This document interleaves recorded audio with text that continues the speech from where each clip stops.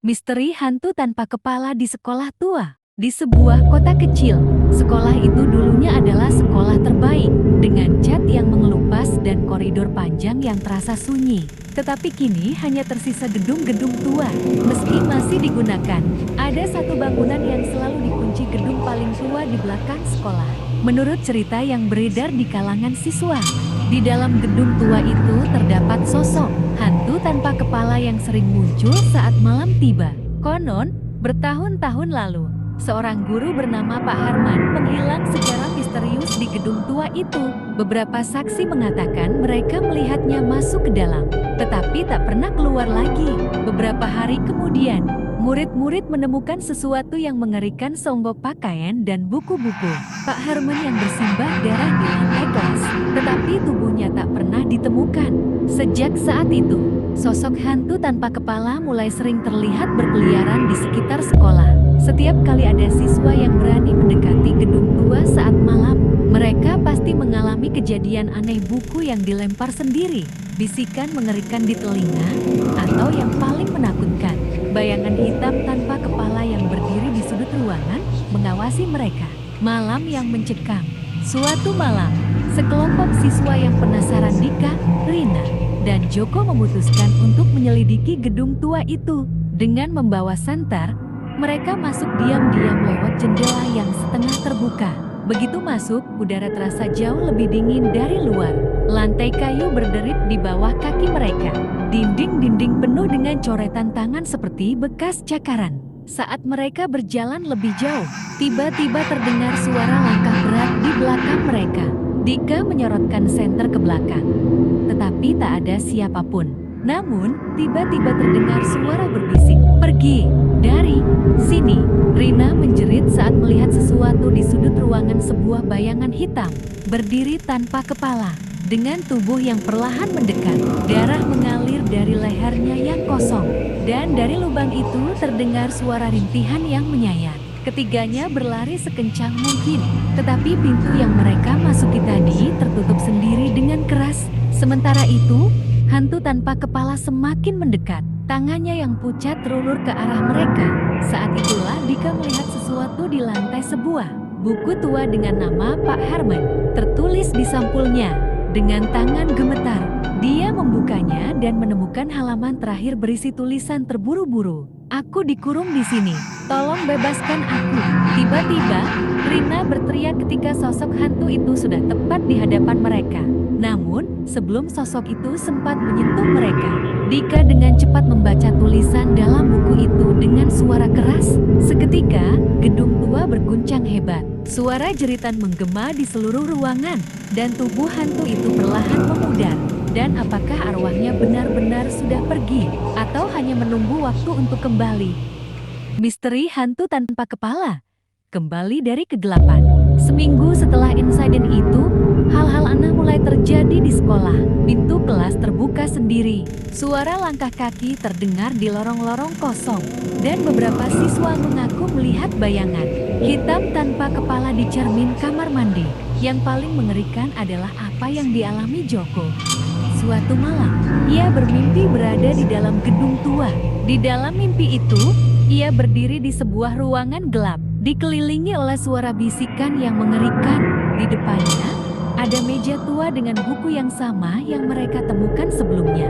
Namun kali ini, ada tulisan baru di dalamnya, "Aku belum bebas, temukan kepalaku." Joko terbangun dengan keringat dingin. Ia merasa ini lebih dari sekadar mimpi. Ada sesuatu yang masih belum selesai, sesuatu yang ingin kembali. Pencarian yang berbahaya.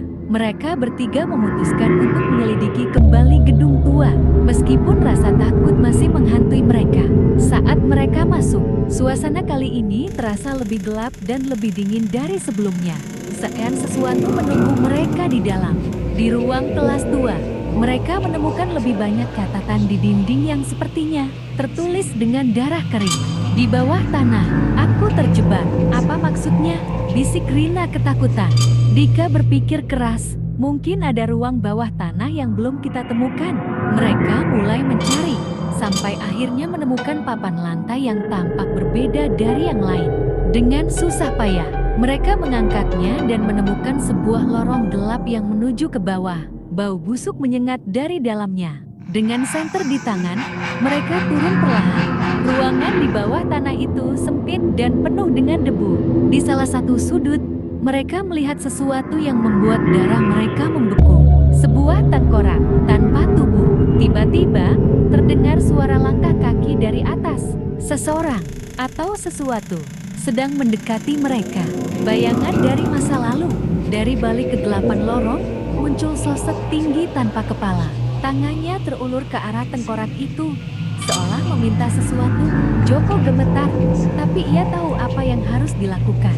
Dengan hati-hati, ia mengangkat tengkorak itu dan meletakkannya di lantai.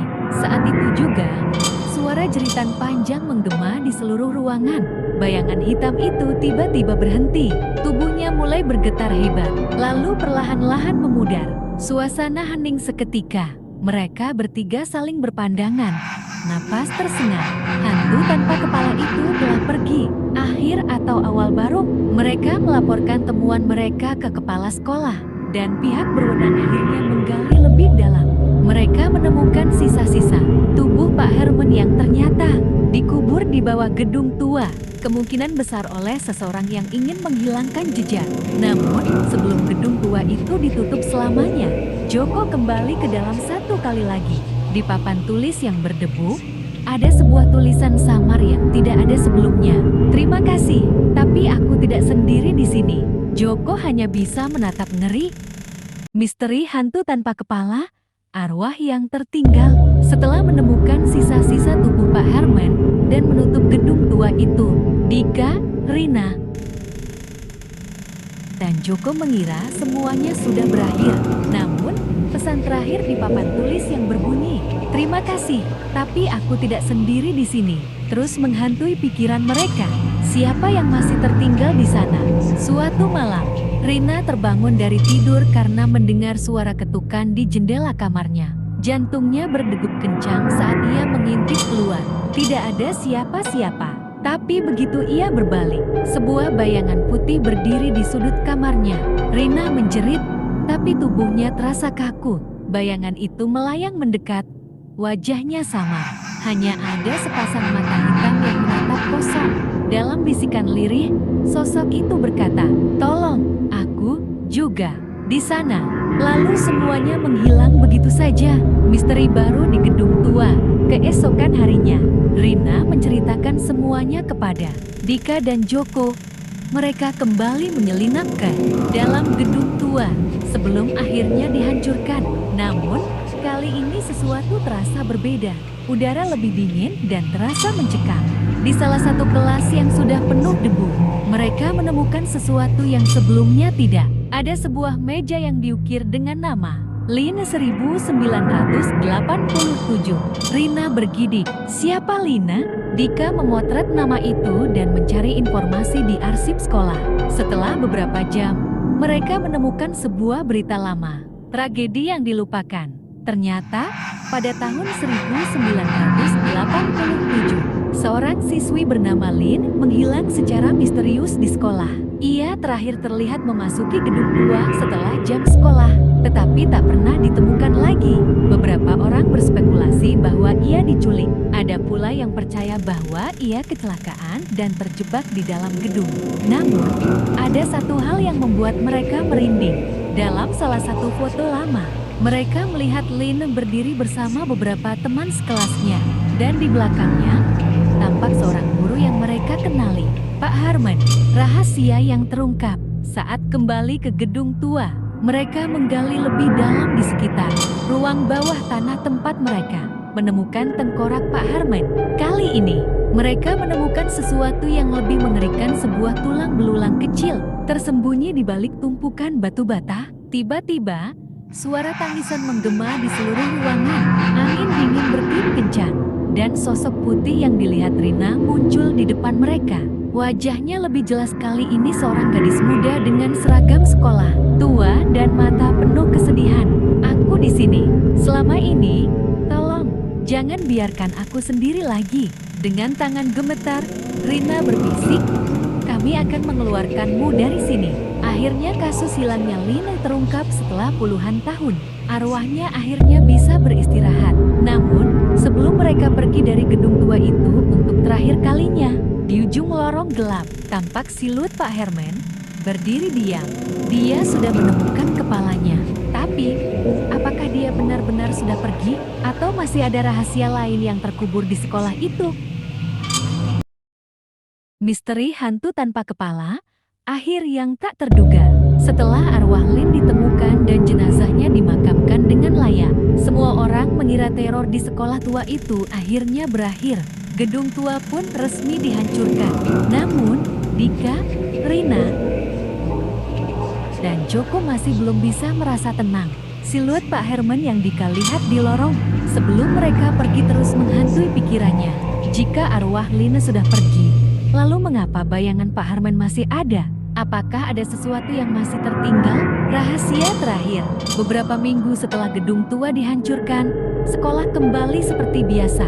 Namun, suatu hari, Joko menemukan sesuatu yang membuat bulu kuduknya berdiri. Saat ia berjalan melewati area bekas gedung tua, ia melihat sesuatu menyenggol dari tanah sepotong.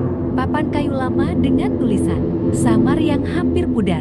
Mereka semua berbohong. Siapa yang berbohong? Apa masih ada sesuatu yang belum mereka ketahui? Dengan penasaran, Joko kembali mencari berita lama tentang Pak Herman.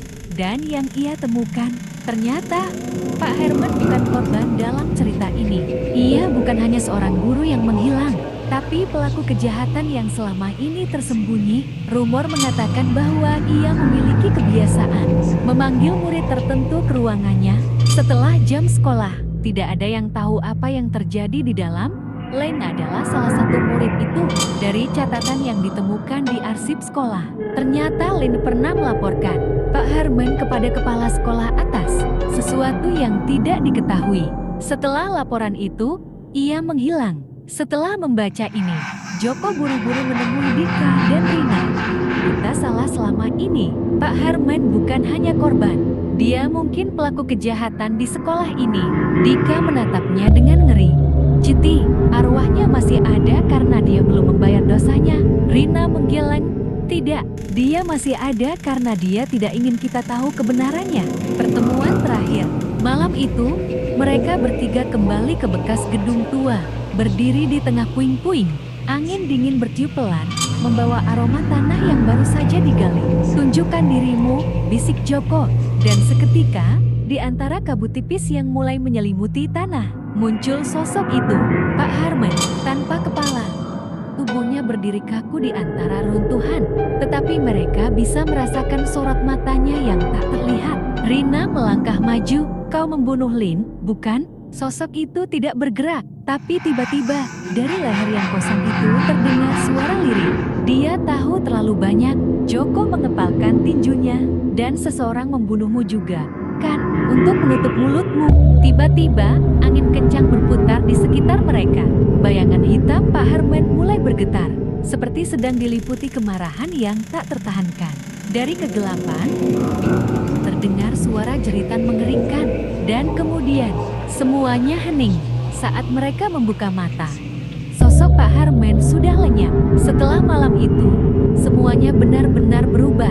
Tidak ada lagi kejadian aneh di sekolah.